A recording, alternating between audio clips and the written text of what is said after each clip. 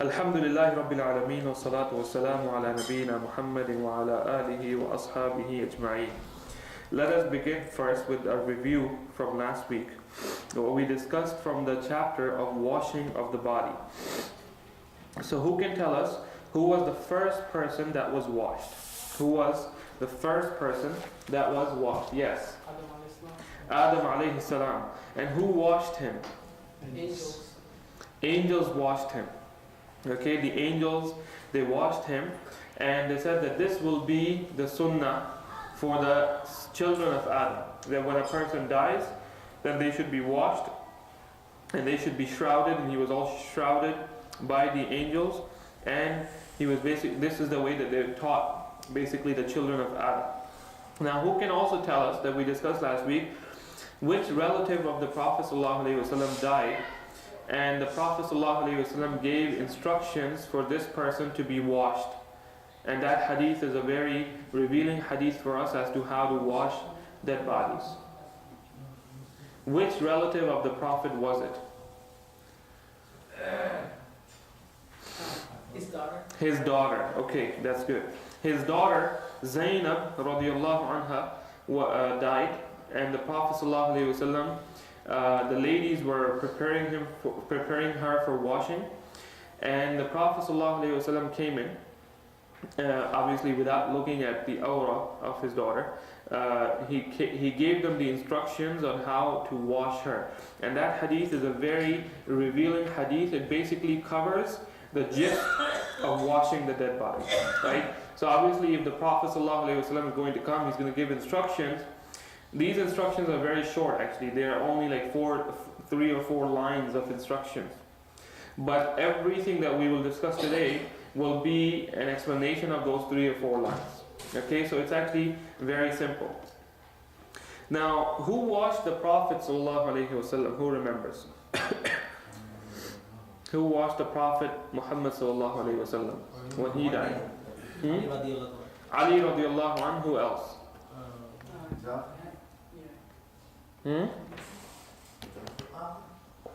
What is that? No, Abu Bakr didn't wash. Would you like to come up? Oh, you're going to leave? Okay, alright. Yes, go ahead. Usama bin Zayd. Usama bin Zayd, okay. Who else? Basically, those people who were very close to the Prophet ﷺ, amongst them was not Ja'far, but Usama bin Zayd. Amongst them was Ali, and amongst them was Fadl ibn Abbas, the son of Abbas radiallahu anhu. So these were the people that washed the Prophet ﷺ, and this teaches us something, which is that the people who are the closest to us, it's kind of nice if they are the ones who wash us, right? If we have relatives, we have family members who are close to us, then there's no reason why some outsider should be washing us. There's no reason why some outsider should be washing us, except if we never spent the time to learn how to wash the dead body. And now, maybe our father died, and a strange man is washing our father. That's a sad case, right? Our son dies, and a strange man is washing our son. That's a sad case. So this is why this is important for us to learn, because who better to wash us than the closest family members to us? Now, also, we discussed that the Prophet ﷺ, when he came in and he gave instructions to the ladies who were washing his daughter, this teaches us an important lesson, which is that the washing process should be supervised by someone of knowledge. Okay? Sometimes it's possible that the relatives they want to wash, but they don't know how to wash. Okay, so in that case, someone who, in our case, inshallah, when you're going to be certified, and some of you already are from the last batch that Sheikh Kamal trained, so you would be there to help them that this is the way we do it. This is the way we do it. Now, one thing I want to mention about this is that if you're going to listen to 3 shuyukh teach you how to wash the dead body, they're going to teach you 3 slightly different ways. Okay? If you're going to listen to 10 shuyukh, you're going to listen to 10 slightly different ways. The gist of it is the same. And the gist of it, the essence of it, is what the Prophet ﷺ gave in instructions for his daughter to be washed. And what did he say? He said very simple. He said wash her 3, 5, 7 or more times if you find it necessary using water and lotus. Okay, lotus is basically, in our time, you could say soap. Okay, wash her an odd number of times and with water and one time with soap. And he said where do you start with? Start with her right side and the places of wudu of her body. Start with the right side and the places of her wudu of her body. So she said odd number, he replied yes, and he said include on the last time some camphor. When you finish, inform me. Okay, that on the last time use some perfume. On the last time use some perfume. And then he gave them his izar and he said wrap her with it. Gave them his izar and he said wrap her with it. So I just want to mention this, that if you listen to someone else, you're going to have a slightly different, based on their experience, okay? Someone who's experienced a lot, okay? And he might tell you, well, you know what, you shouldn't do such and such. It's nothing to do with the sunnah, but it's just a practical advice, okay? So just keep that in mind, so it doesn't mean that it's different. If we had to summarize, if we only had 1 minute, you know what? I just had a big cup of coffee, so you can just pick anyone you like the most, you can give it to them. Oh, okay. Alhamdulillah. Yes. Oh, subhanAllah. He's the one who likes him the most. Who can tell us how do we, the living, take a shower? How do we the living make ghusl? Who can tell us the sunnah way of doing it?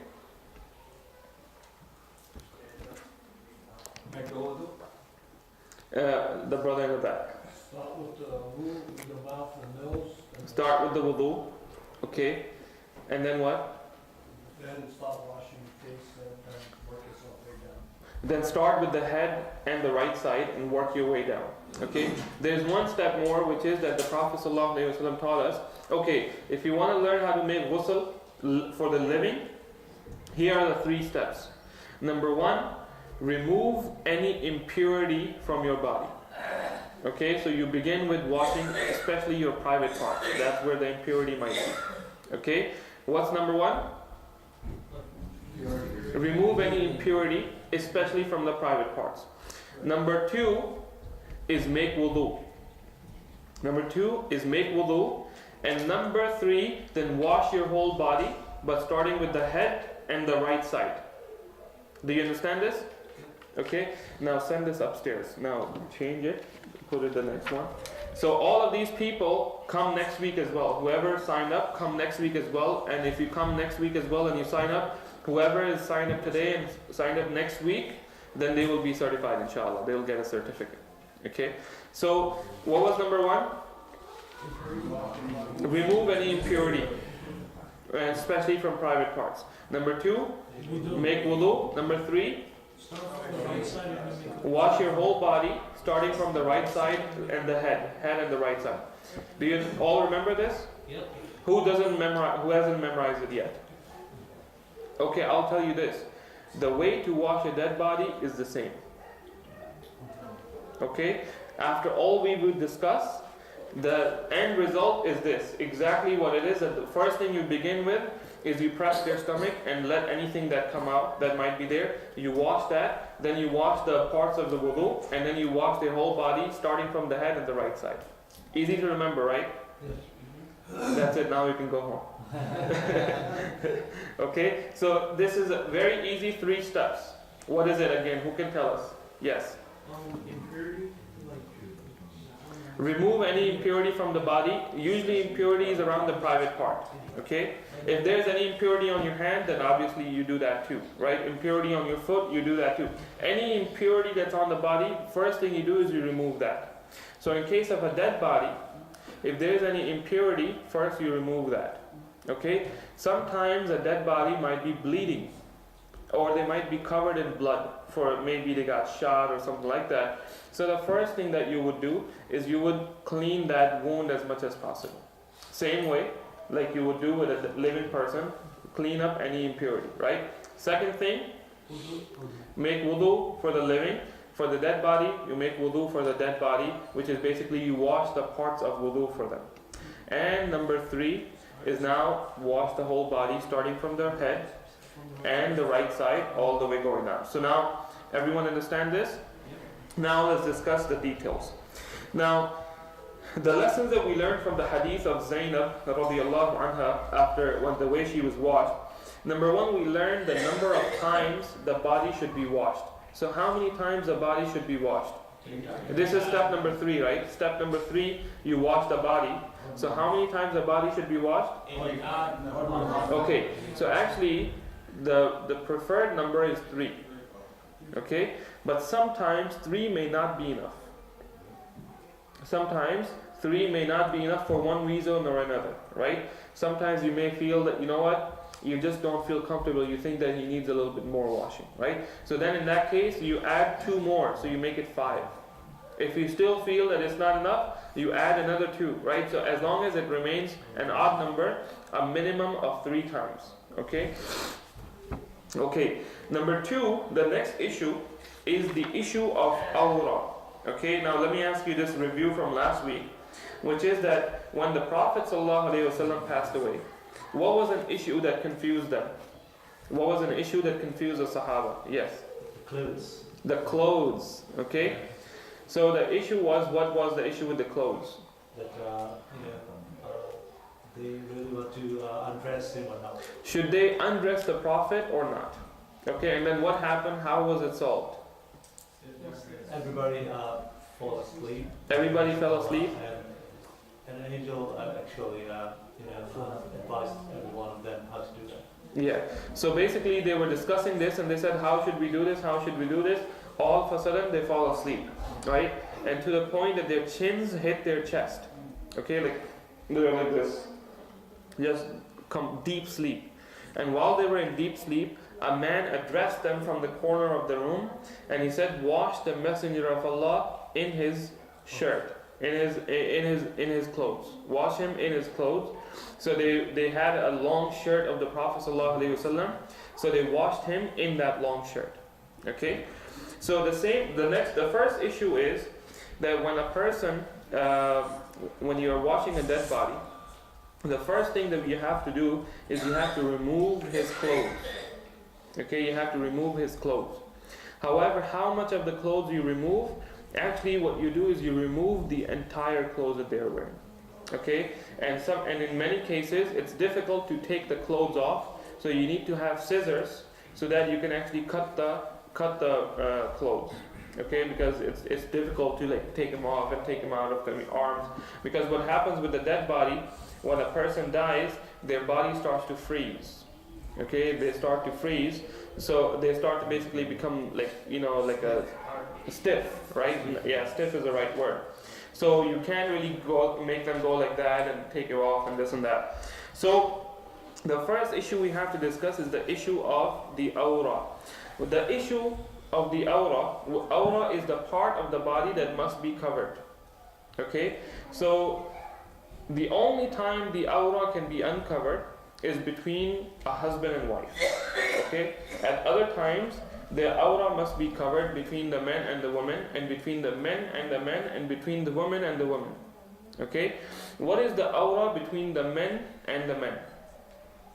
Like we're sitting here, right? We're all men here. Let's imagine the sisters are not looking down. Am I? Yeah.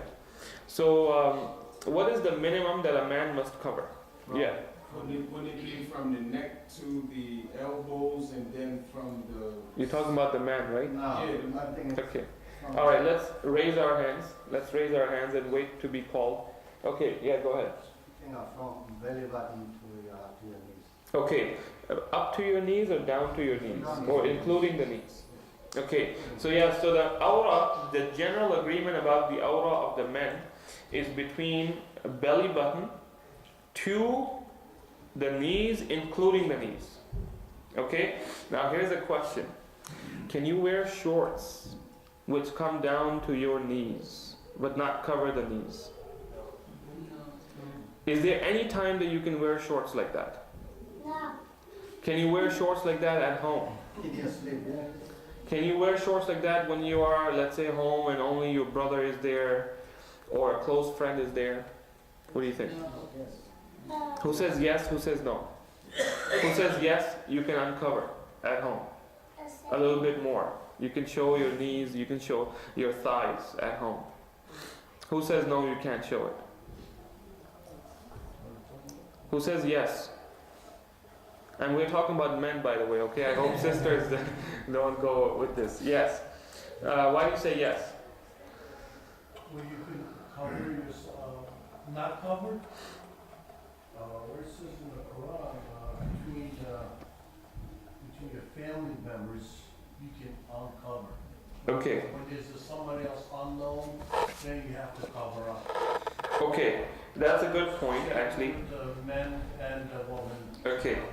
Alright, let me just discuss the main thing first, which is that the main awrah agreed upon by all is the belly button to knees. So in the case of a deceased person, when you're washing them, their awrah must be covered from belly button to the knees. Okay? So basically for men, when a person is about to be washed, they should be covered from the belly button up to the knees. Okay? If it's a sister, then she should be covered basically all the way, except the feet. Okay? Except the feet and the head. Okay? So this is basically generally the thing. Now the issue that we were discussing was the issue of awrah. The issue of awrah when it comes to a person being in a comfortable settings, right? So there are actually some ahadith in which the Prophet ﷺ was sitting and his thigh was seen by other companions. Okay, what is the thigh? What is the thigh? The thigh is the part above the knee. Okay, so there are actually multiple ahadith like that in which this happened. So basically the scholars say that if a person is within a trustworthy group of people, okay, in these ahadith, the Prophet was with Abu Bakr, Umar, Uthman, and companions, basically very close companions to him. So when a person is between trustworthy people who he knows that there will be no fitna because of them, they will not try to look or anything like that. There will be no inappropriate feelings or anything like that. In that case, in a comfortable, trustworthy men setting, a person, it's okay if he uncovers the thigh. I thought he covered himself when Osman was in. Yes, in that case as well, there's a famous hadith where the Prophet ﷺ was sitting and his thigh was uncovered. Okay? And he sat like that when Abu Bakr came in and he didn't cover it. Then Umar came in and he didn't cover it. Then Uthman came in and then he covered it. Okay? So they said, how come you did it for Uthman? He said, because even the angels are shy when Uthman is there, so why should I not be shy? Right? But this shows that when Abu Bakr and Umar were there, the Prophet didn't cover it. Okay? So let's say you're having a private pool party, right? You have like your friends there, your relatives there, trustworthy, good character people. So in that case, for men, between men, they can uncover. If you have only your family members there, then you can wear shorts which go maybe, they end a little bit above the knees. Okay. Okay.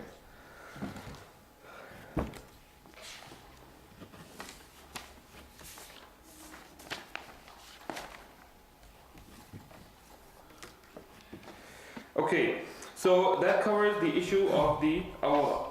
Okay, so the awrah, it basically actually, it can be up to a little bit here. Like, it's okay if the legs a little bit show, but basically it has to be covered from the neck down all the way until the ankles or a little bit around there. Now, once the awrah is covered, then it's basically that 3-step process, which is that the first step is what? removing impurity, right? The next step is what? Making wudu. The third step is washing the whole body in an odd number of times, beginning from the head from the right side. Now, can a spouse wash their spouse? Can a spouse wash their spouse?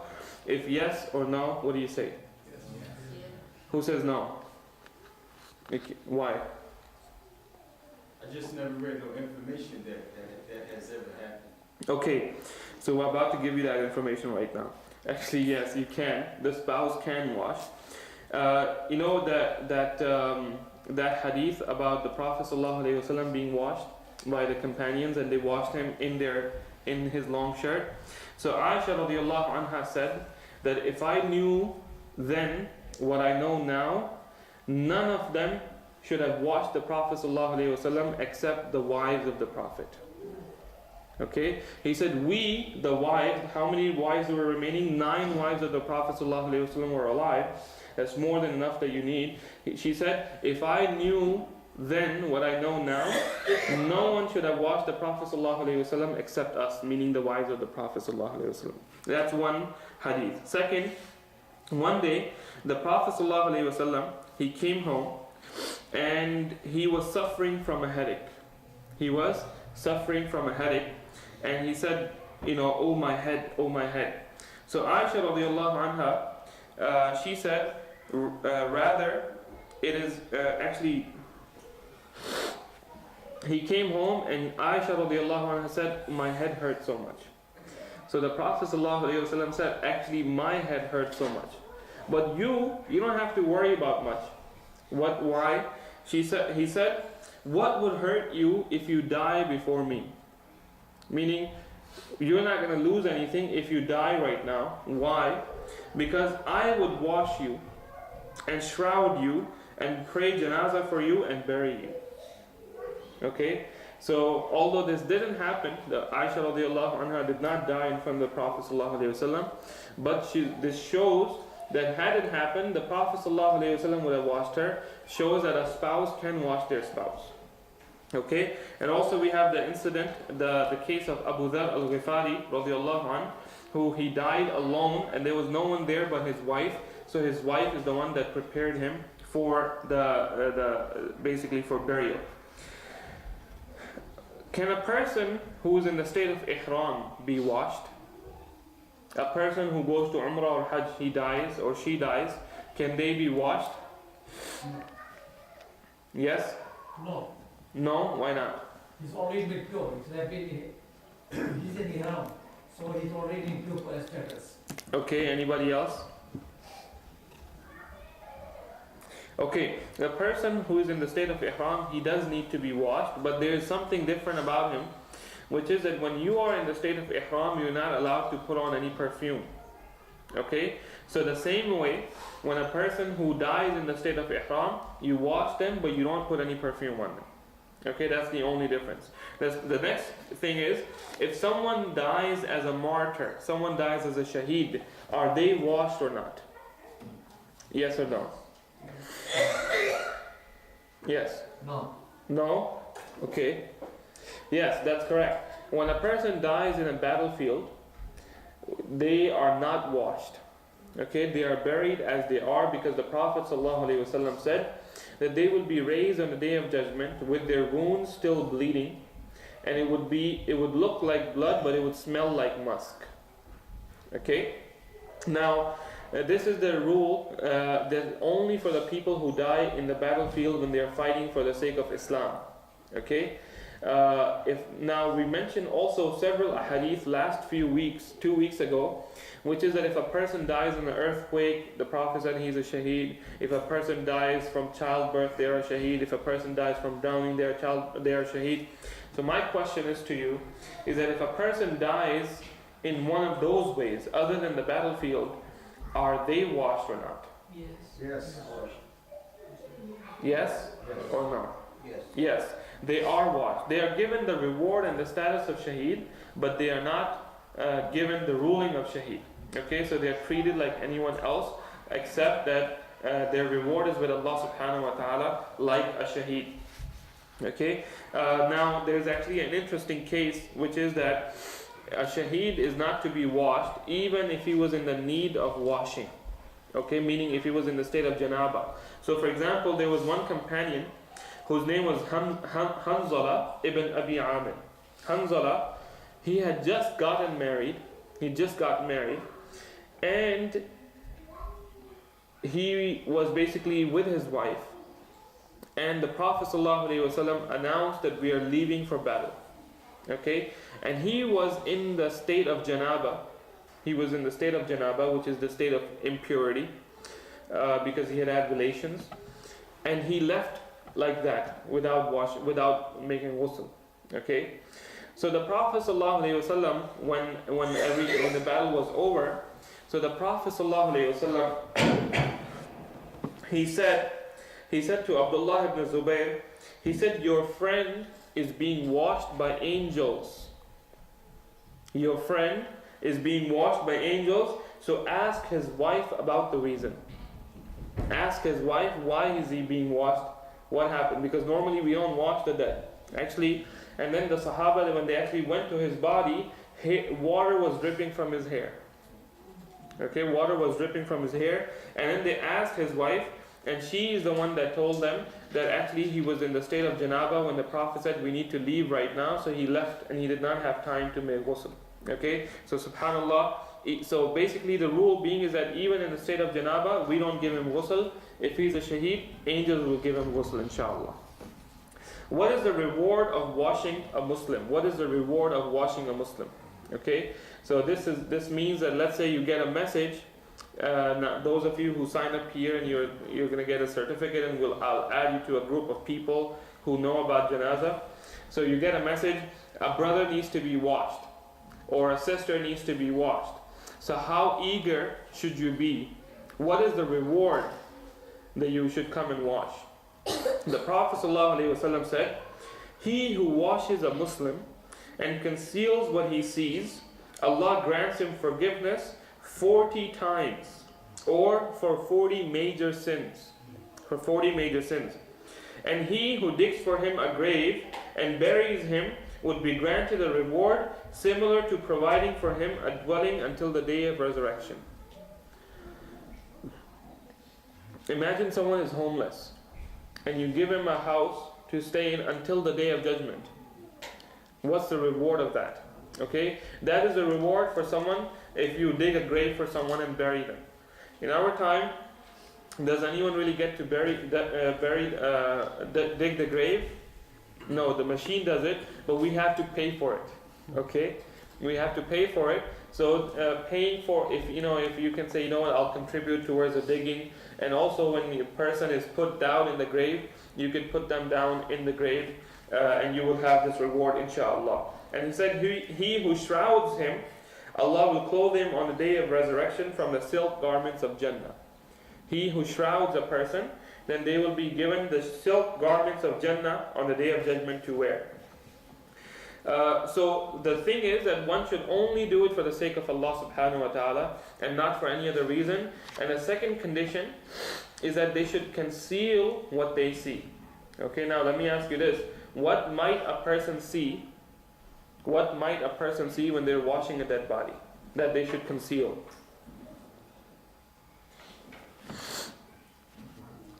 It could be a disease or in his body. It could be some disease in his body. Okay, sometimes some people may have open wounds. Okay, somebody got shot and maybe his chest is ripped open. Right? Sometimes they may have some type of a skin disease. Okay, that you might see. Sometimes bowel movement, yeah, a bowel movement that's natural. That's natural. But if this happens, like there's something strange happening, something abnormal happening, something that is not a positive thing to tell, then that should be concealed. Okay, a bad smell that a person, there might be a bad smell sometimes, right? So a person should not come out and say this person smells really bad. Okay, he should not come out and say, oh, you know what, his brain was ripped open. No, you shouldn't say anything like that. Conceal that. Okay, conceal that. We had a brother that passed away, and I saw him before he had died, and the doctors, they said that he had 4 large bed sores. He was on the hospital bed for 5 years. Okay, and and he had 4 large bed sores on his back, and he said these bed sores, they're never going to heal. Okay, so obviously when you're going to be washing him, you're going to see those bed sores. Okay, so if a person sees anything like that, they should not come out and tell the people, and especially they should not tell the family. Okay, because obviously the family, they might, especially if you tell the ladies about this, they're going to cry. It's going to be a heartbreaking for them. So these things should be concealed. Now, if you see something good out of them, should that be revealed or not? What's that? It's a fireworks. Huh? Fireworks. Oh, fireworks, okay. As long as they're not inside.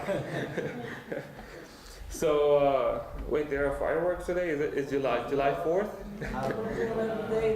Sounds like. Huh? Memorial Day, okay. So, inshallah, you will have the reward of sitting inside here. Well, many people might be out there. Maybe we should have a lecture program on July 4th and see how many people will be here. Actually, July 4th is actually Ramadan, right? And last year also. From Haruna Famak.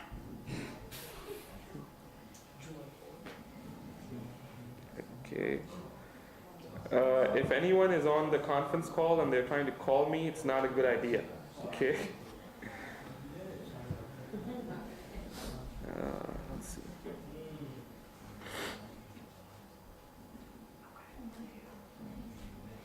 Okay, so if a person sees something good, then it's okay to tell, because it might encourage people. Like, for example, let's say there was someone who was, like, for example, he was a reciter of the Quran, and they saw that maybe there was a good smell coming out of them, right? So telling this type of thing might actually encourage the people. So this might be okay, but to see anything bad and tell it, that's not something that you're supposed to do. Now, what you can do is later on, after this is forgotten and people are not going to associate any stories you tell with the person who died yesterday that you watched, later on for ibrah, you can tell the story without mentioning a name, right? Like, for example, that some person died and the worms were coming out of his body, right? But you can tell that without telling the name of the person, right? Because that's not something nice to say about them. And whatever is happening to them is between them and Allah subhanahu wa ta'ala. Now also,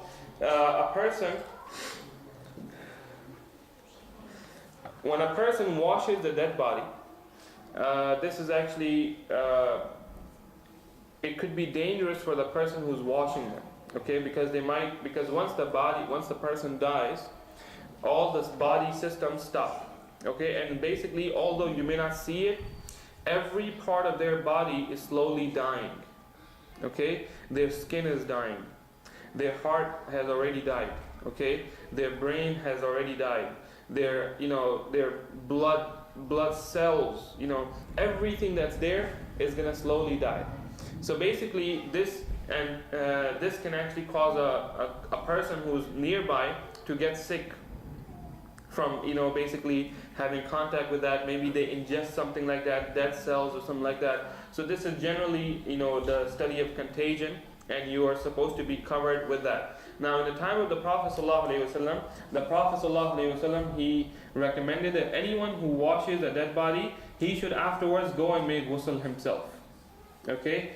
And at the very least, he should make wudu. He should make wudu, because wudu these are the parts which are open.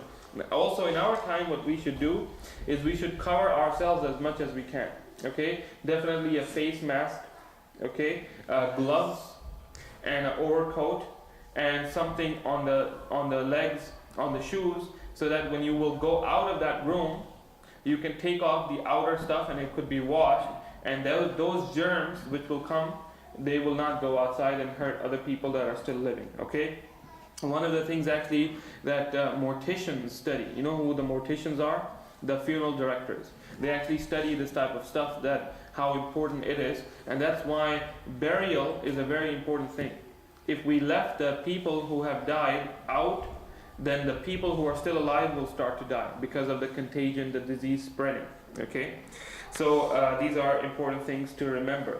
Now we will go to a practical procedure on washing. So we'll just go step by step. But before that, let's cover what supplies should a person have. What supplies should a person have? Number one, they need to have a source of water.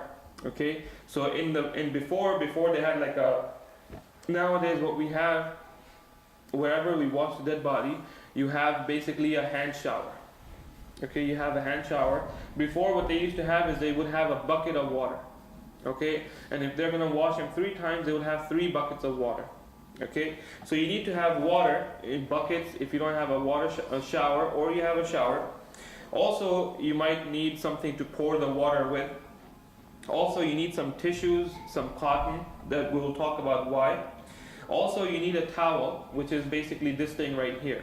Okay, a towel to cover their private part. Okay, and it should remain covered at all times.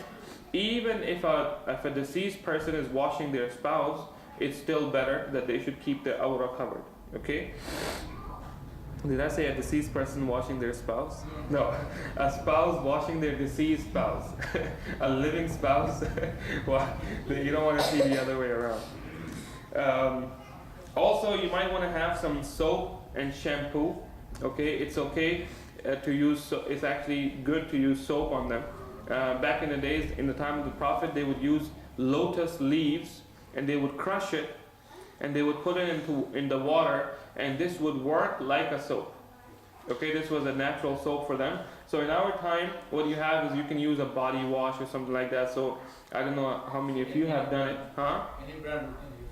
Any brand you can use, as yeah. I mean, if it's halal, you know. Also, you should have a sponge or a rough piece of cloth, okay? Because also, as we will discuss, is that part of the washing, just like you do living, is that you scrub your body to remove any kind of impurity, and also generally you scrub your body to get off of anything that might be there. So actually, you need a sponge is usually easier to scrub with because it doesn't get too hard and it doesn't rip the skin out. Okay? If a dead person, if you rub them too hard, then the skin starts to peel. Okay? The reason for this is that our skin is actually a living organism. Okay? And it's constantly dying and renewing itself. Okay? You know, when you have in your house you have dust that adds up on the TV, on the table, right? That's not actually, usually we think that it's dirt from outside, but actually it's dead skin particles. It's dead skin particles, right? So that's where it comes from. So it's always, when I go like this, right, like millions of dead skin particles just flew off. Okay? So that's what's happening all the time. It's happening all the time. So you want to basically, when a person dies, now when I go like this and the dead skin goes off, new skin is already ready to take over. But with a dead person, this is not happening. Okay? So it's just going to get ripped off, it's going to get really bad. So you don't want to do that. Also, you might need perfume to perfume the body. You might need scissors to cut the clothes when needed. And you might need a comb to do what? To comb the hair. Okay. Now, how do you do it? Okay, let's go step by step. So the first thing you do is you carefully lay the body on the table or whatever you have. Sometimes it might be on the floor, but generally you happen to have a table to do it. And usually you have a shower in hand, right? So you know what? This is gonna be our hand shower. Okay? So this is, whenever I go like this, it's a shower is on. Okay? Then you cover the deceased aura. Okay? So we're gonna imagine that this is a man. Okay? So you cover him like this. This guy is very stiff. It seems like he died like a week ago. Then he started getting his arms are going like this. His leg is already going out. Right? A normal deceased person is gonna be straight. Okay? And actually, that's what you're supposed to do. Is that when a person dies, and maybe their leg is like this, like a little bit out, right? So you make it straight, because whatever form he is in, he's gonna freeze in that form. Basically, he's gonna get stiff in that form, and eventually, if you don't bury him soon, he's going to start to expand like this. Okay? So you want to straighten these things out. You want to straighten these things out. So then what you do is that you undress the person, and you need to cut out wherever you need to cut out. And then you basically put this this sheet over there to cover them. Then what you do is you slightly move the person's limbs, okay, in order to wash them. You don't do them too hard. Only apply a slight pressure in order to do this. Then what you do, you move them a little bit so that any impurity that's there you can see. But what you don't want to do with the deceased is going like this, okay? Any movements you do with their body, with their arms and legs should be slight movements, okay? The next thing that you do is that you press their stomachs lightly, okay? It should not be like doing CPR or something like that. It should be just slightly, okay? Just a little bit pressure, a little bit pressure, a little bit pressure, and whatever is in their stomach. Actually, your goal is not to make their stomach empty. Okay, what is your goal? Your goal is that anything that was already out of the stomach and on the way out, it should come out. Okay, because if you're going to try to empty their stomach, that might be a long task, difficult task, right? So what you're going to do is you apply a little bit of pressure to their stomach. It's going to come out, whatever is going to come out. Then you put your hand under and you pour water and you basically wash that. You use some napkin, wash it out, put some water there, clean it out, everything is done. Okay? Then the next thing that you do is you begin with, basically if their hair is tied, then you open up their hair, right? If someone is braided, then you open up their braids, okay? And then the next thing that you do is basically you begin with wudu. Okay, you begin with, you basically put some type of napkin on your fingers and you wash his mouth. Okay, then you put some water in his nose and you kind of clean the nose out. Sometimes you can use a Q-tip, okay, a cotton swab, and clean the nose, clean the mouth. You can use siwak on it as well, right? Do the siwak while you're living, okay? So, just like a normal wudu. Then you wash their hands, you wash their mouth, you wash their nose, you wash their face, okay? Then you wash the arms. Which one is the right side? Okay, this is the right side, right? So you wash their arm, you wash the left arm, right? Then you kind of do masa over them, you wash their feet, okay? Just to do wudu. Then what you do is that you turn them over to their left side, okay? As much as you can. Not a lot, you're not going to be able to do, but you give them a little bit to the left side, and then you begin washing from the head, and you wash this, you wash the arm, you wash the leg, you wash the body, okay? All the right side, you wash it once, okay?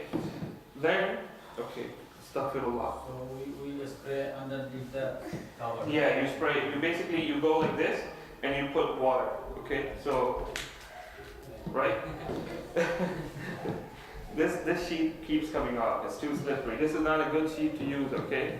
Also, actually, you need to use a sheet which is not going to become see-through when it gets wet, okay? Because this sheet is going to be wet. So that's why a towel might be better. That it's going to stay, it's not going to become transparent. Then you turn them over to this side as much as you can, okay? And that's why sometimes you need help. Okay, it's difficult for one person to do it. So maybe like two people, one person pulls them up from here, one person pulls them up from here, and then you wash their whole left side. Okay? Then you do the right side again. Okay, from the top to the bottom. Then you do the left side again. Now the third time the Prophet said what? He said add lotus. Okay? Add lotus to it. So what you do in this case is that after you wash them once, you could actually do it in the second time or the third time, which is now you can take some soap and now put soap on their body, okay, on their leg, on their chest, on their back, and what you can do is that you can scrub it with your hand. The awra, it should be scrubbed with the sheet, okay, with the sheet, or if you have a sponge, you take a sponge under and you wash it from underneath, okay. So then you wash it again. What's that? Spray again. Spray again. Okay. Okay, so then this is basically what you do. So how many times can you do this? How many times can you do this? You can do 3 times at a minimum. 3 times at a minimum. What if you don't have water for 3 times? Once. Then whatever you have, you can do. You can do once, you can do once. I mean, if you don't have water, what else are you going to do, right? So, but if you have minimum of 3 times, but let's say that, you know what, it doesn't feel right. Maybe there's some, when you're there, you will see, you know what, does he look clean now? Okay, sometimes he may not look clean, so you can give him another 2 washes. You can do 5 times or 7 times. Okay? So then, what you do is that after you've done the soap. Now, in our time, what you can do is that body soaps have a good smell as well. Okay, body soap or body lotion, right? Shower gel, right? They kind of work the soap and the perfume together, right? So that actually works out pretty well. That it works in 2 ways. Then after you're done washing this, then what you do is that you take some perfume and you can put either some attar or sometimes camphor. You know what camphor is? Camphor is called kafur, right? You know kafur? White ball like. White ball, like it's like powder. It smells.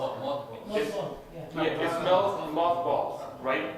So basically, when you smell it, you smell like someone died, right? Basically, because they put that on dead people, right? So you can put that. That's customary. That sometimes you put it in the coffin because it has a strong smell.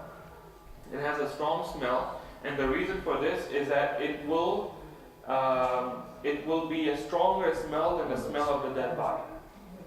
Okay, so no one would smell the dead body; they would smell the kafur, the camphor. Okay, so also what you can do is that you can put attar or some kind of perfume. You can put it on the person's basically the same.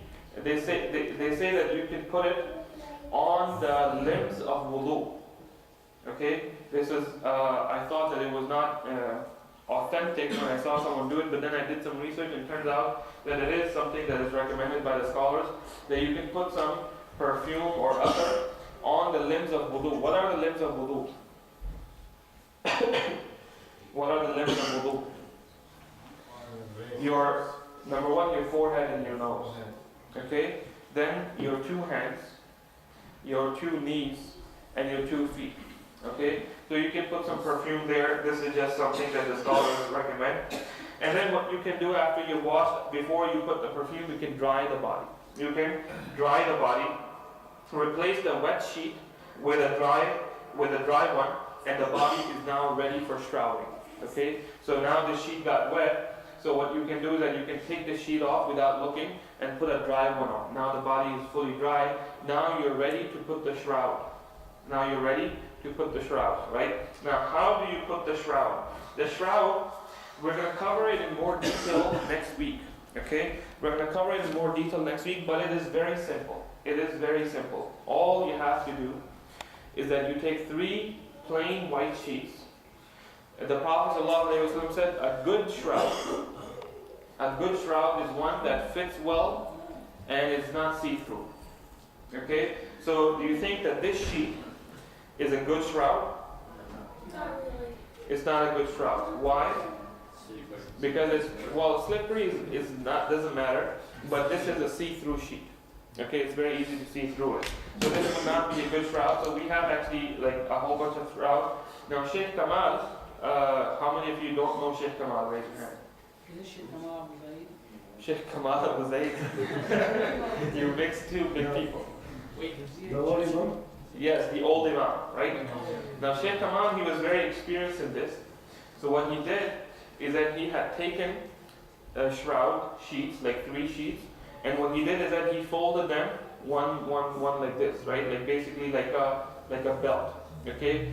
And what he would do, because he had experienced it many times and it's difficult to put the sheets under, so what he would do is that he had these things and he would open them up. They're all folded like a belt, right? Folded like a belt. Let me do it. 3 together. 3 together, 3 guys. like this.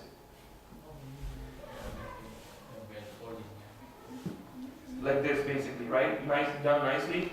So you would just put the body over there and just open it from one side. Okay, then you lift the body like this, and you open it from the other side, and now it's done. Right? That's the way he had done it, and he had done it very nicely. That all the work was done beforehand. So the sheets are out, the body's on top, and all you have to do is you go all the way here, and you bring the other one here, right? Then you go with the second one all the way here, and you bring it back. The third one go all the way here, and you bring it all the way back. It goes all the way up to here, and all the way up to here. Okay? Now at the end, what you can do is you can kind of roll it around, or sometimes they would tie it with a little piece of cloth, and they would tie it here, maybe here, as much as you need. But what you do is that they are not supposed to be tied in the grave. So you tie those sheets, those strings, as long as the person is being carried to the grave. When you put them down in the grave, then you open those knots. Okay, because the knots are not part of the shroud, it's just there to hold it together, right? So you basically open it up, and that is as simple as that. Okay, now let's discuss some of the common innovations associated with it.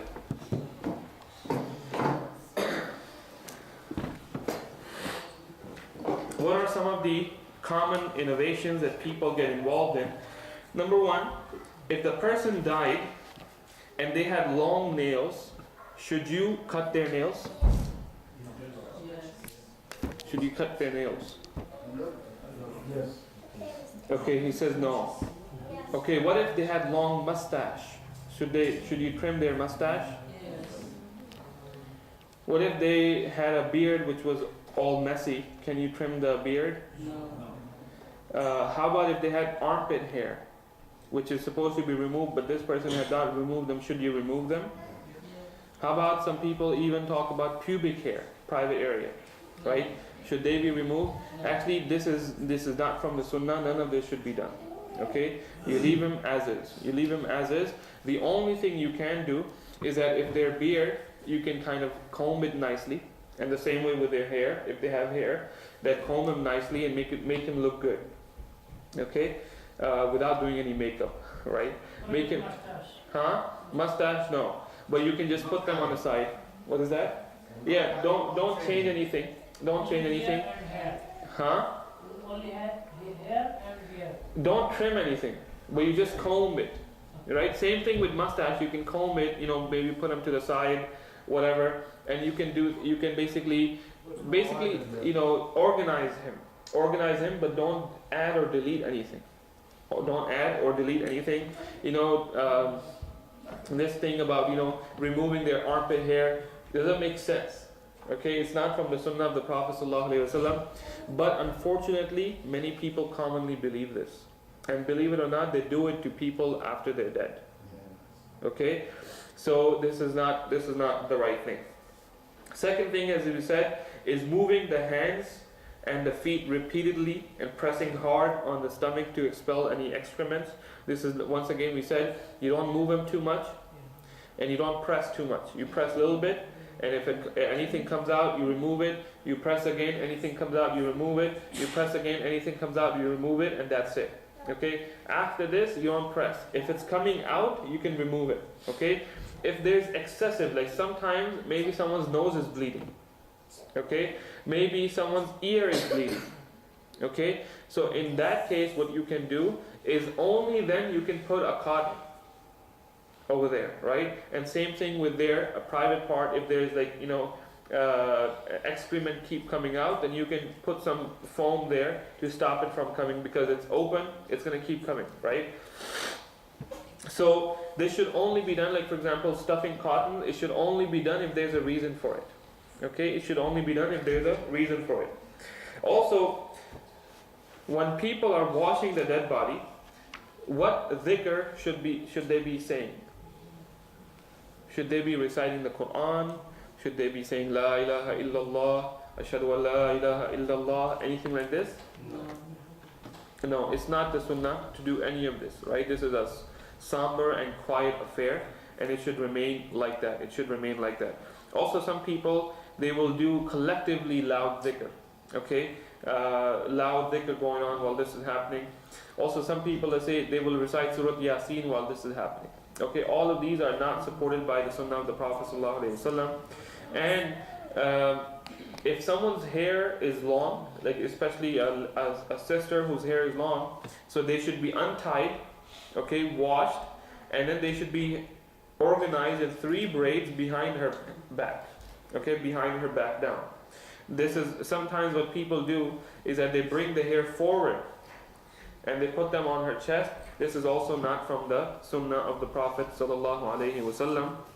And this covers basically the basic issues with regards to the washing and the shrouding. Now, if a person is less than 7 years old, if a child dies and he or she is less than 7 years old, then especially if it's a boy, then women can wash him. If he's less than 7 years old, women can wash him. If it's a girl, then it's better that women still wash it. But if she's a really young girl, then there's no harm in a man washing her. Okay. Any other questions? Yes. As far as reward goes, what about the person that's washing the body? What if they can't take, they can't stomach it and they can't finish is it like still a reward or half reward? Yeah, they get rewarded for their intention for being there.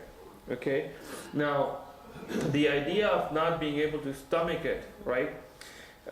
Sometimes it could happen, but this is part of life, and we need to man up and face it, right? We have a brother here, Salman. He was a army medic, right? You were a medivac, right? His job was to actually pick up people who had been hurt, and he saw a lot of this stuff. So the stories that he can tell you are a lot worse, but this is part of life, and a person should not just be. He needs to develop the stomach for it. Should be strong enough, because this is part of life. Everyone's gonna go, right? Now I understand if someone is basically hurt very badly, maybe they're ripped open, or something really bad happened to them. That's a different case. That's not something that's natural for us. But simply seeing a dead body and washing it, it should be, we should, if we don't have the courage to face it, we need to build that courage to face it. In fact, building that courage will help us understand death and be able to deal with death and get ready for death. Okay, this is a very common thing, by the way, where people, they can't talk about dead people. They can't talk about a dead body. They can't see a dead body. If they do this, they can't sleep. Okay? But the thing is that because of this, they never think about death. They never think about death because they're too scared of death. Okay? And the Prophet ﷺ told us to think about your death. Death is not something to be scared of for a believer. Death is actually a good thing when it comes on its own time. We don't ask for death, but if it comes, we say, what? This is my time. And if a person lived his life the right way, then death is actually a good news for him, because his test is going to finish and he's going to go into his grave, inshallah, is going to be a garden from the gardens of Jannah. And we're supposed to have good thoughts with Allah, right? We should make tawbah for anything we have done, and we should think that Allah will forgive me. Don't think that Allah will not forgive me, because the Prophet said that Allah subhanahu wa ta'ala is with his servant the way the servant thinks of Allah. If the servant thinks Allah will not forgive me, then Allah will not forgive him. And if the servant thinks he has made tawbah, but he says, I've made tawbah, Ya Allah, and I know that you will forgive me, then he has good hopes with Allah, then Allah will be like that with him. Okay? Question? Yes, it's also necessary before the wudu, make a salt for all joints, hands and How do you make soft? Just like you move. Yes, basically, you move them a little bit, you just basically take out the stiffness. And also sometimes what happened actually, recently I watched someone, and actually this person was in the freezer. Okay? So his body was frozen. So actually what we did is that when we poured hot water on him, then it kind of became soft, right? So yeah, this is actually something that we mentioned it, that before you start anything, when you're about to start to do wudu, you move the joints a little bit to soften them up. Okay, that's the right word for it. I didn't use the word soften. But you move them a little bit to soften them up so that you can wash here and there. But once again, no drastic movements. Okay? Okay, that's another question. If there is no time left for after done everything, after shower, it's no time for the ghusl or wudu or shower, it is the time of salah, so what are we going to do? The least is that a person has to make wudu. At least have. At least has to make new wudu. Okay? And it's recommended to actually make ghusl. It's recommended to make ghusl. Now, in this case, in our time, most of the people, they will have gloves. Okay? And they would have a mask, and they would have a long thing to cover their regular clothes. So much of the germs didn't get to them anyways.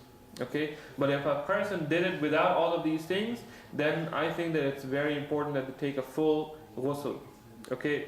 Just to take it easy on themselves and take it easy on other people so that other people don't get germs. Okay? Any other questions? Did I miss anything that Sheikh Kamal used to mention? Yes. What? A lot of things. Okay, go ahead. He mentioned about this make it soft. Make soft, okay. He mentioned. Anything else? And he didn't mention the wudu, I'm sorry, the ghusl. So we heard from that view. The ghusl as in what? After the shower, the body, after. Yes, actually, there's a hadith. The Prophet ﷺ said, let me look up this hadith.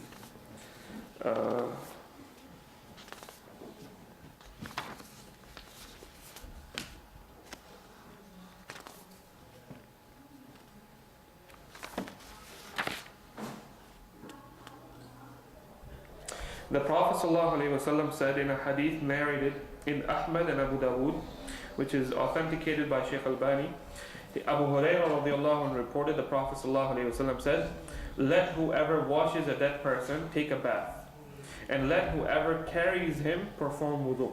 Okay, so basically, if you come in contact with a dead body, the least that you should do is wudu. Now, original understanding on this hadith is that actually, according to some scholars, actually, when you wash a dead body, your ghusl becomes an obligation upon you. Okay. However, there's other ahadith in which Abdullah ibn Abbas radiallahu anhuma reported that the Prophet ﷺ said, you are not required to take a bath after washing your deceased because he's not najis. It is sufficient that you wash your hands. Okay. And then Abdullah ibn Umar, he said, after washing a deceased at the time of the Prophet, some of us would take a bath and some would not. Okay, so basically we see that same range. Depending on how much contact you came in, it might be better for you to take ghusl if you got in a lot of contact. Okay, and if you did it with gloves and everything, then it's sufficient for you to make wudu just to be safe.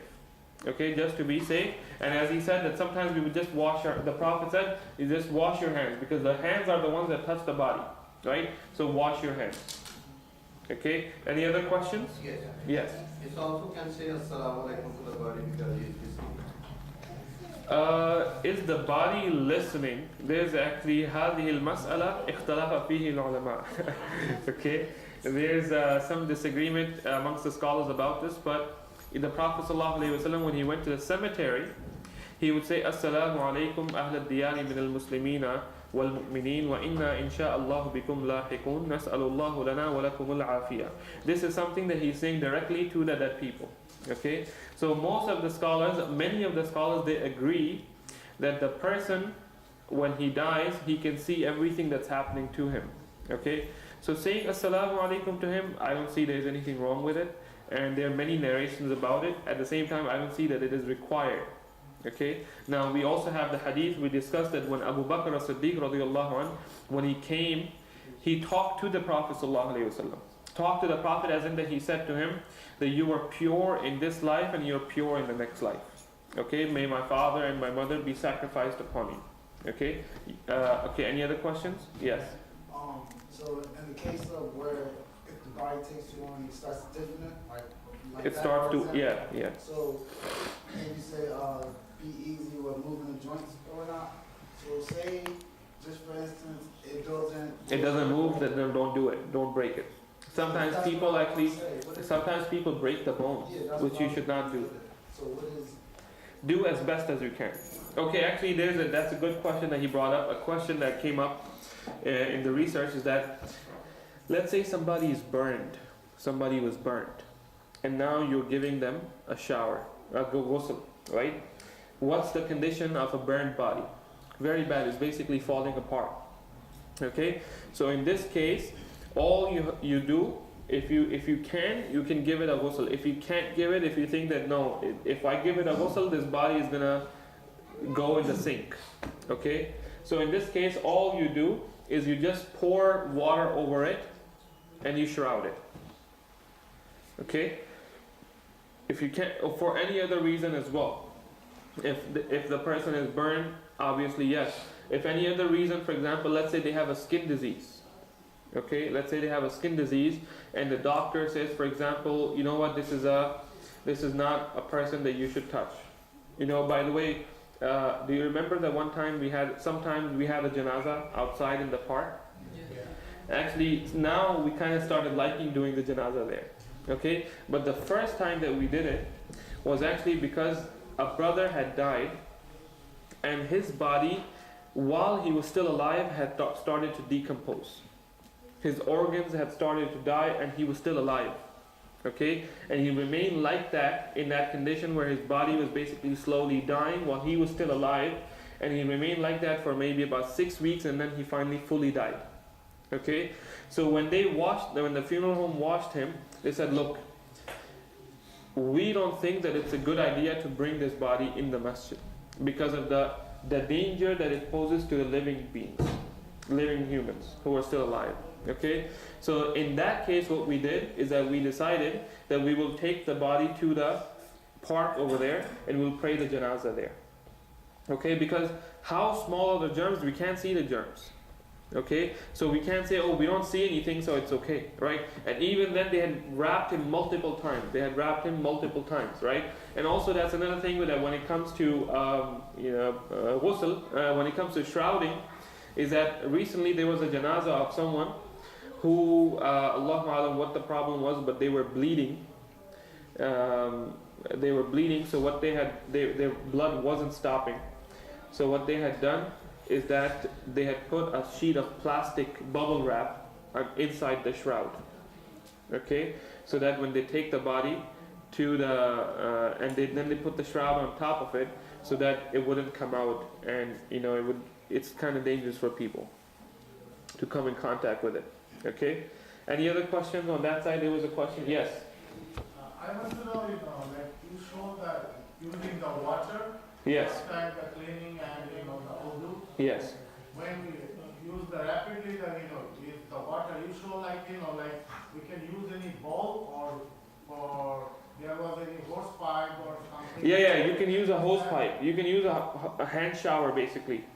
No. Like the water. Which way we can use? If you have any, hose pipe, like we can wash like the pipe, Yes.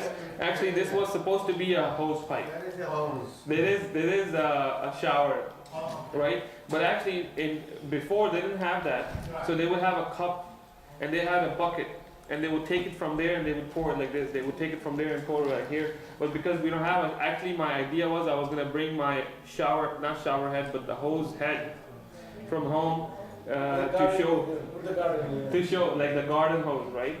But I forgot to bring it. So this was that. Imagine that when you see this.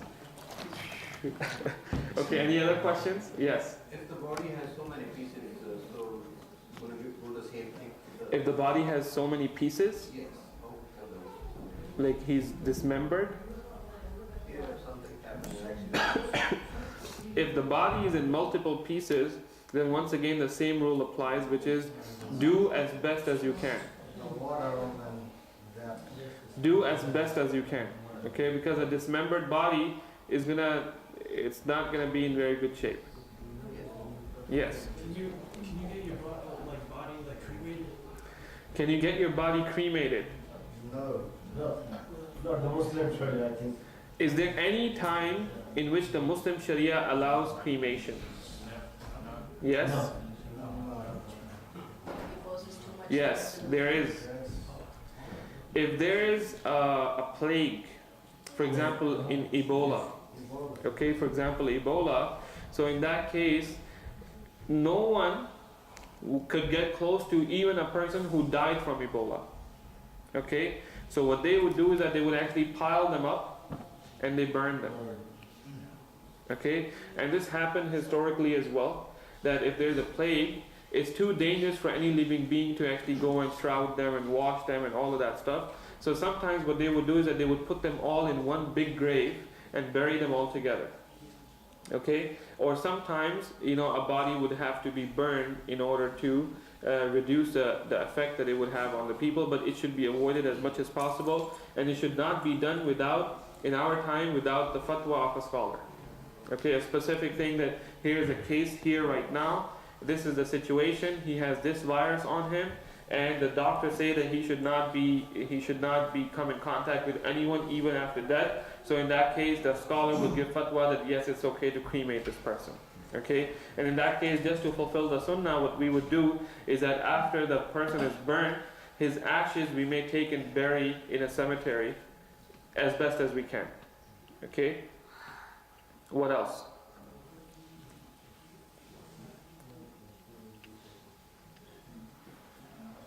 If a person falls into the ocean and drowns and dies, how do you wash him? You don't have him. He's gone. But Right? if you bury him in the sea, do you wash him? If you bury him in the sea, you wash him. They wash him, but I'm just saying. Oh, I'm not talking about Do him. you wash him? I'm not talking about anybody here. Nah, do you wash him? Actually, there's a joke that these two guys, they were on a ship. These people, they were on a ship, and they had rebellion on the ship. Okay, so eventually the rebellion was controlled, and there were two guys who were caught, who were considered responsible for this problem that happened on the ship. So they both punished them. They both decided to execute them. Okay, they both decided to hang them off the ship, right? So this is a joke, by the way, right? So they put a noose on the side of the ship, and they tied the person with a rope, and then they pushed him. So he was supposed to go down, and then he would hang from that on the side of the ship. But the first person that they did it to, the noose was loose. So when they threw him down, so he slipped out of the noose and fell into the water. So when it was a turn for the second guy, he said, "Look, guys, I don't know how to swim, so make sure the noose is tight."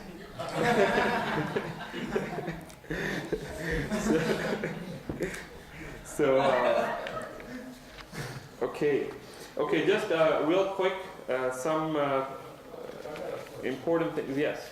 Are you allowed to donate your organs? Are you allowed to donate your organs? Yes. Sheikh said it like one of the khutbahs. No. Okay, so your organs, you are allowed to donate them. You are allowed to donate them when it is needed. Okay, but you're not allowed to donate them if while you're still alive, and donating it will harm you. Okay, like for example, does donating blood harm you? No. No. Okay, how about does donating kidney harm you? Yes. You can live with that. You can live with that, but this is something that needs a specific fatwa. Now, can you donate your organs after you have died? Yes. The fatwa of a council of ulama called American Muslim Jurists Association is that yes, you can. Yes, you can. But before you sign up, make sure you read that fatwa fully and understand it in detail. Okay? Any other questions? Okay, let me just mention a few things, which is with regards to autopsy. Okay? What is an autopsy? An autopsy is when a person dies of mysterious reason. Okay? So in that case, sometimes the law requires that then autopsy be performed to determine what this person died from. Okay? So this, if it can be avoided, it should be avoided. Okay? But if it is a case where it could be a murder, then in that case it should be done. to investigation should be done. But sometimes if it's not required by law, sometimes people may even just, for example, someone is 70 years old, or someone, he died in his sleep. Okay, so if it's not required by law, it's better to just let it go. Okay, if it's not required by law, obviously if it's required by law, there's nothing you can do about it. Secondly, embalmment should not be done. What is embalmment? Embalmment is basically when a person dies, and what they do is that they cut open their chest and they plug in a pipe and they suck everything out.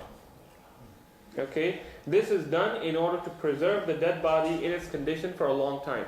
Okay, maybe if they are transported over long distance, then it's required that they be embalmed. Okay, sometimes some people, their funeral happens like 3 weeks later after they died, so they embalm them. Okay, this is not something that's allowed in Islam. If it's not required by law, it should not be done. If there's anything like, for example, if it said that if you're gonna take the body to Bangladesh or Pakistan, you have to embalm them, then you should not take them to Bangladesh or Pakistan. Okay, this is, if anyone is still thinking that we're gonna go back to Bangladesh or Pakistan, it's not a good idea. Okay, because it is required that you embalm your body. It is required that they embalm your body. Also, any type of post-mortem procedures should be avoided. Now, also another thing is that in America, the law is that you have to. Where is that? In America, the law is that you have to deal with a funeral home. Okay? And what does a funeral home do? Who knows? They bring the dead body from the hospital or whatever. Yes, it is required that a funeral home will go and they will pick up the body from the hospital and they will take it to the house, or they will take it to the funeral home where usually the washing takes place over there, the shrouding takes place over there. Sometimes masajid have a funeral room. Okay, so even in that case, a funeral home is required to get the body released from the hospital and bring it to the masjid room in their hearse, in their funeral car, right, which is equipped for that. Why is it that? Does anyone know the reason for this? Hamza, can you guys be quiet? Yes. For the death certificate. Yes, that's one of the things that the paperwork. It's required that they will be the only one that do it. But why did they make a law like this? Who knows? Why did they make a law like this? Just to make money? Keep a track of the dead. Well, that's a death certificate, right? But why will they only release the body to a funeral home? Because it is required for you to study. It's called mortician studies, I think. Right? Proper procedure? Huh? Proper procedure, right? That's the thing, that the person who's a funeral director, he has gone to school, he has a bachelor's degree in studying all the contagious diseases and how they spread and this and that. So they are licensed to deal with this body. They have been trained to do this. So when the government says that, can you stop? Just 5 more minutes, inshallah. You can sit up also. Yes, just give me 1 second. So the reason why they do that is because the government says, hey, we don't want to give it to someone like, we give it to the son or the brother who doesn't know how to deal with the dead. They take him to the masjid or take him to the house and just leave him open. And people are coming and they're hugging the person and kissing him and this and that, and disease spread like that. Okay, so they give it to the funeral home, and it's their responsibility to make sure that anything like this doesn't happen. Okay, so they will only give the body to you to do whatever you want if they already have a relationship with you and they understand that you don't do anything like that, and you understand. So the masajid, they will have a contract with a funeral home that we have a funeral room. So anytime someone dies, you can go get the body released and bring the body to us, and then we have someone who is trained to deal with that. Okay, now how much does funeral expense cost, by the way? Does anyone know? Around $3,000. Yeah, it actually costs about $2,000 to $3,000, sometimes more. right? Recently, one of the local funeral homes has actually increased their fees to about $3,500. Okay, actually, that's actually one reason that we need to do this class and we need to learn this class, because there's a funeral home in Pleasantville which does everything that it does for $1,500. Okay, the difference is $2,000. So I think that from now on we might use that funeral home, and because they're not Muslim, so we will go and do the ghusl and the shrouding and everything just on their authority, right? That's much cheaper. So what does the funeral home cost? Where does that money go to? Okay, so it goes in transport from home or hospital to the funeral home, the use of funeral home facilities, the use of funeral coach or hearse from the funeral home to the cemetery, usually with a stop at the masjid for a janazah. Also the use of casket or the purchase of casket. Sometimes, some cemeteries, some states, they require that a person be buried with a casket. Okay, so some of the money goes towards that. Also, opening and closing the grave, it costs money, right? I think it costs around $400 or $500 to dig a grave and to close it up. Okay, and if you do it on Sunday, it costs $500 extra. Okay, if there's a janazah on Sunday, it's $500 more expensive, because the cemetery, they have to call the people and then have them come and dig the grave, so they charge $500 extra. Do they pay that guy $500? No, they probably pay like $40, but they make the money. Also, grave liner or burial vault. Okay, sometimes some cemeteries, like for example in New York, you are not allowed to bury the body even in a wooden box. You have to bury the body in a cement box. Okay, so they actually have a cement box and they put the body in there. Sometimes they put the wooden box in there, and then that wooden box goes in the cement box, and then they have a huge heavy lid that goes on top of it, and then they cover the grave. Okay, so that money goes there. Also, grave marker and headstone, documentation fee, and cemetery perpetual care fee sometimes goes there. Now, what about the gravestone, which we're going to cover that a little bit later in our series, but is it allowed for you to have a gravestone that says, Jawad Rasul, this year to this year, very handsome brother, mashallah, and we'll put some lines of poetry there, some ayat of Quran. Born this year, dead this year. Yes. Are you allowed to do that or no? No, nothing. What are you allowed to do?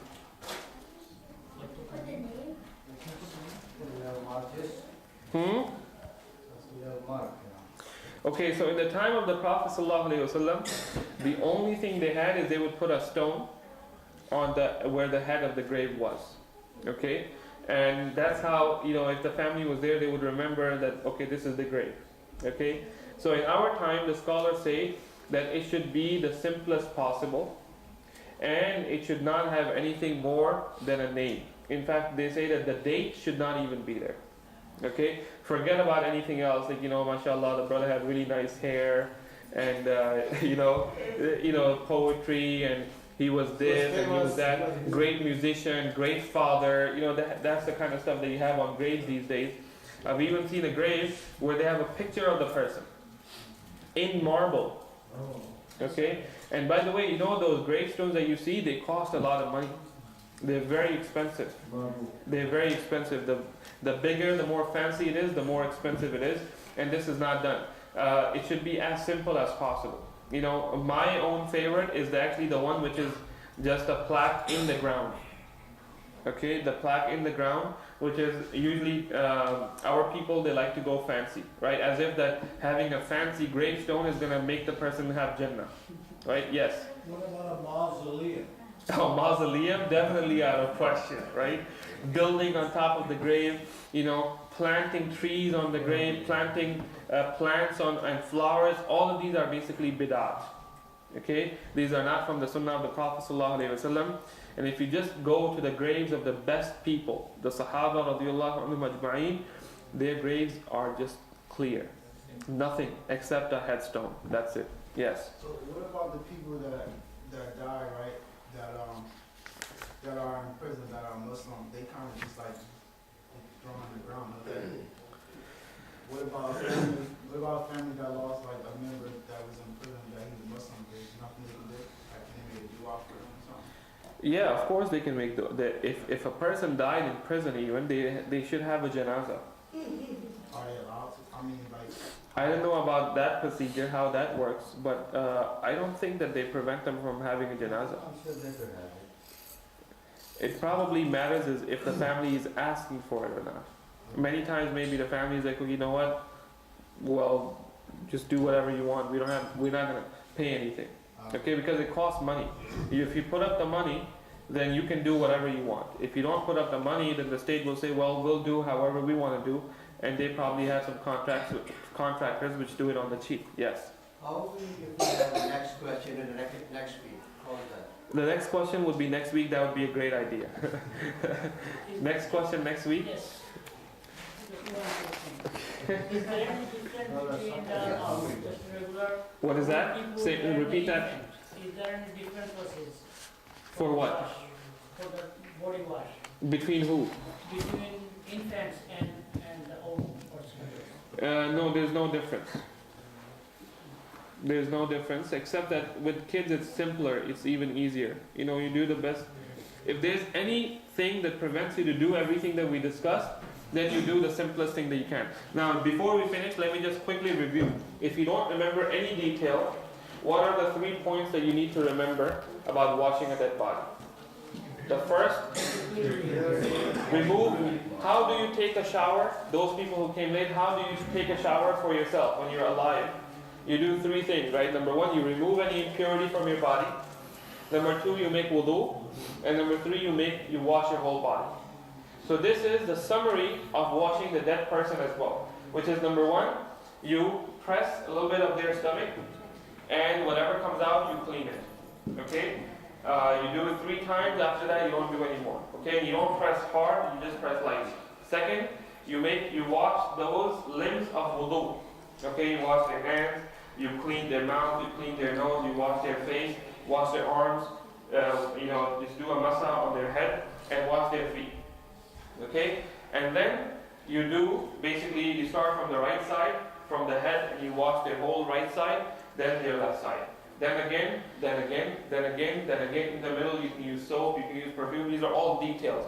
But the simplest thing is a 3-step procedure. Everything else is a little detailed in between. Number 1, remove impurity.